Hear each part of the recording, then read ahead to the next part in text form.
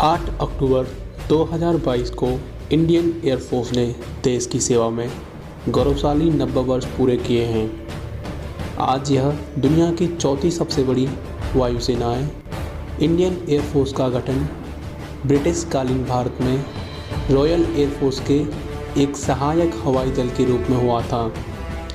1 अप्रैल 1933 को Indian air force के पहले स्क्वाड्रन नंबर 1 द टाइगर्स का गठन किया गया।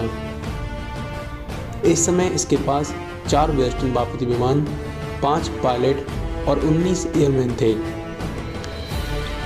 जब सेकेंड वर्ल्ड वार स्टार्ट हुआ तब इसमें 16 अफसर और 662 एयरमैन थे। 1941 तक नंबर 1 स्क्वाड्रन इंडियन एयरफोर्स का अकेला स्क्वाड्रन था, जिसमें 2 विमान और शामिल कर लिए गए थे।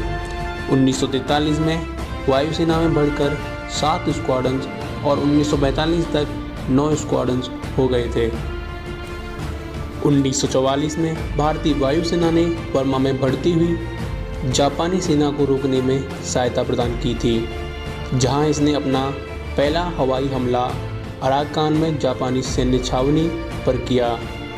इसके योगदान के लिए 1945 में राजा जॉर्ज 6 ने इसे रॉयल की उपाधि दी। आज़ादी के पश्चात भारत 2 भागों भारत एवं पाकिस्तान में बंट गया। इस प्रकार भौगोलिक विभाजन के बाद वायुसेना भी दोनों देशों में बांट दी गई।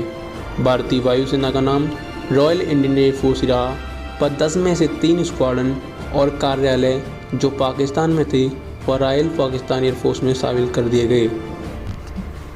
उसी दौरान जम्मू कश्मीर का विवाद खड़ा हो गया। रॉयल इंडियन एयरफोर्स ने सैन्य टुकड़ियों को युद्ध क्षेत्र में उतारना शुरू कर दिया। युद्ध के समय रॉयल इंडियन एयरफोर्स का पाकिस्तानी वायुसेना से हवाई युद्ध में सामना नहीं हुआ, परंतु सैन्य टुकड़ियों को पहुंचाने व जमीनी दल को हवाई सहायता देने में इसका महत्वपूर्ण योगदान रहा।